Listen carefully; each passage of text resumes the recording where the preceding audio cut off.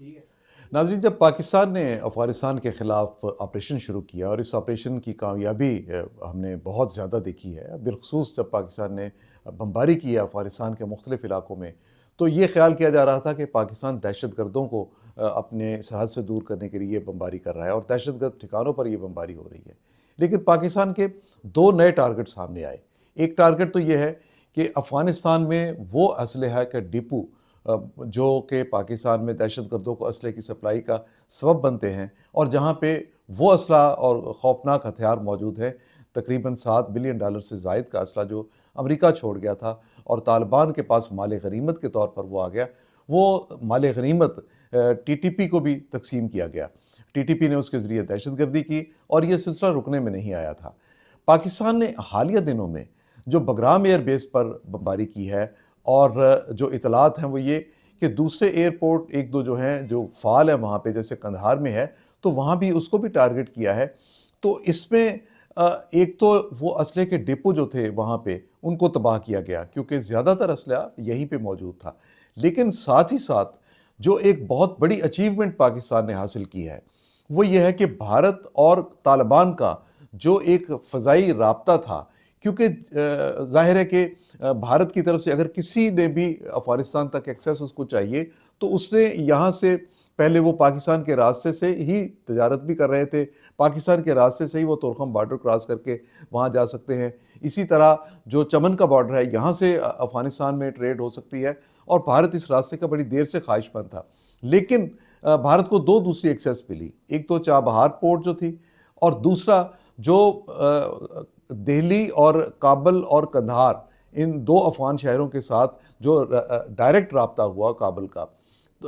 دہلی کا، اور اسی طرح سے امرتسر سے فلائٹس لانے کی بھی بات کی گئی۔ اب جب یہ بگرام ایئر بیس کو تباہ کیا گیا تو نہ صرف یہ کہ وہاں پہ اسلحے کے ڈپو تباہ ہوئے ہیں، بلکہ ساتھ ہی ساتھ پاکستان نے بھارت کی وہ ایکسیس بھی ختم کر دی ہے جس کے ذریعے وہ فضائی رابطہ رکھ سکتا ہے وہاں پہ۔ وہ ان کی افغانستان کی ضرورت کی یا طالبان کی ضرورت کی جو چیزیں ہیں جو پاکستان کو بائی پاس کر کے وہ وہاں پہ بھیج سکتے تھے، یہ راستہ بھی پاکستان نے روک دیا ہے۔ سو چیخیں نکلی ہوئی ہیں طالبان کی، اور بھارت کی طرف سے بھی آپ کو یہ آواز جلد سنائی دے گی کہ پاکستان نے کس طرح اس کی حکمت عملی کو ناکام بنایا ہے۔ دیکھیے، چابہار کی پورٹ جو ہے یہ امریکی پابندیوں کی وجہ سے بھارت کو وہاں آپریشنل جو تھی افغانستان کے لیے، یا وہاں سے جتنے بھی جو آپریشنز ہو رہے تھے وہ روکنا پڑے۔ چابہار کے بعد اب اگر فضائی رابطہ بھی کٹ جاتا ہے تو پھر طالبان کو کہاں سے امداد ملے گی، خواہ وہ فوجی نوعیت کی ہو یا ان کے کوئی بھارت سے ٹیمیں آئیں وہاں دوسرے مقاصد کے لیے، جو بھی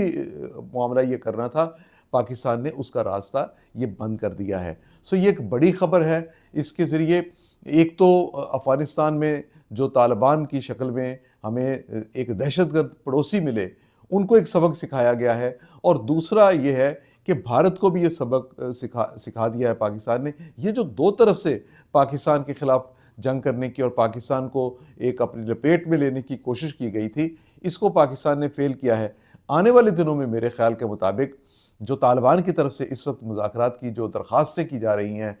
کبھی وہ یو اے ای کے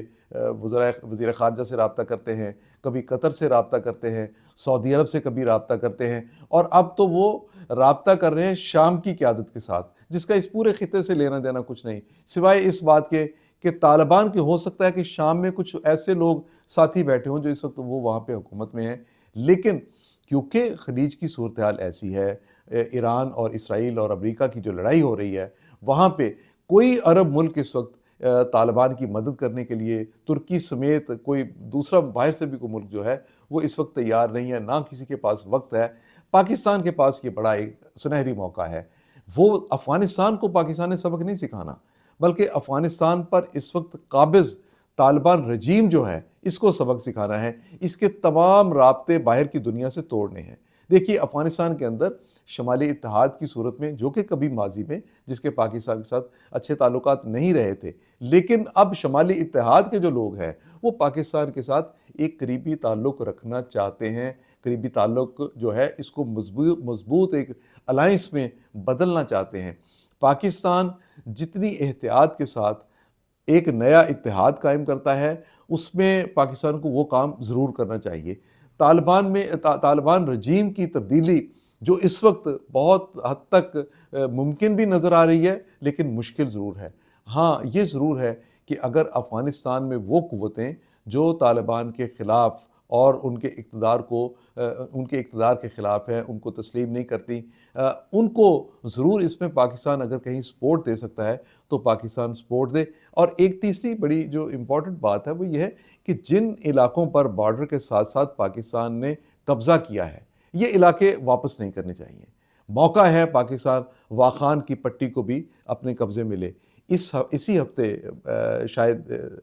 تقریباً 3 یا 4 دن کے بعد سلامتی کونسل کا ایک اجلاس ہو رہا ہے افغانستان کی صورتحال کے بارے میں۔ اچھا، اس پہ افغانستان کی جو کابل کی جو انتظامیہ ہے، طالبان جو ہیں، یہ بھی بڑے زور و شور سے تھے کہ سلامتی کونسل اس پر غور کرے، لیکن وہاں پہ جن چیزوں پہ غور ہوگا وہ ایک ایسی رپورٹ جو کہ روس کی طرف سے پیش کی گئی جس میں بتایا گیا کہ تقریباً 24,000 دہشت گرد جو ہیں یہ وہاں پہ موجود ہیں، جس میں بتایا گیا کہ القاعدہ ہے، جس میں بتایا گیا TTP ہے، جس میں بتایا گیا داعش خراسان ہے، اور جس میں ان تنظیموں کے نام لیے گئے، اور ان میں سے اکثر تنظیمیں جو ہیں وہ پاکستان ہی نہیں، ترکمانستان کو بھی، ازبکستان کو بھی، روس کے لیے بھی اور چین کے لیے بھی جو خطرہ بنی ہوئی ہیں۔ دہشت گردی جس طرح افغانستان سے ایکسپورٹ کی جا رہی ہے اور طالبان اس سے باز نہیں آئے، انہوں نے کہیں بھی خیال نہیں رکھا کہ وہ تمام ممالک جنہوں نے ان کی مدد کی، ان کو اقتدار یہاں دلوایا، ان سب کے ساتھ وہ جو لڑائی لڑ رہے ہیں اس کا نتیجہ کیا نکلے گا۔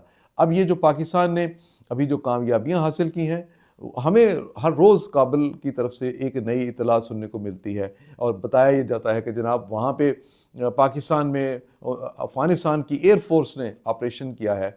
آج تک نہ تو افغانستان کی اب ایئر فورس کوئی کہیں موجود ہے، ہاں انہوں نے کہیں کوئی کھلونا ڈرون اڑائے ہوں اور وہ پاکستان کی بارڈر کراس کر کے ادھر آ گئے ہوں، کسی جگہ پہ گرے ہوں، اس کو وہ آپریشن کا نام دے رہے ہیں۔ شاید اس میں وہ اپنے عوام کو بھی تھوڑا بہت مطمئن کرنا چاہتے ہیں، یہ ان کی فیس سیونگ بھی ہے، لیکن یہ بات طے شدہ ہے کہ پاکستان نے بری طرح سے تباہ و برباد کیا ہے طالبان کی طاقت کو۔ پاکستان کو یہ آپریشن جو ہے اپنی حتمی کامیابی تک جاری رکھنا چاہیے، اور بگرام ایئر بیس ہو یا کوئی اور ایئر بیس ہو، وہاں پہ قطعی طور پہ کوئی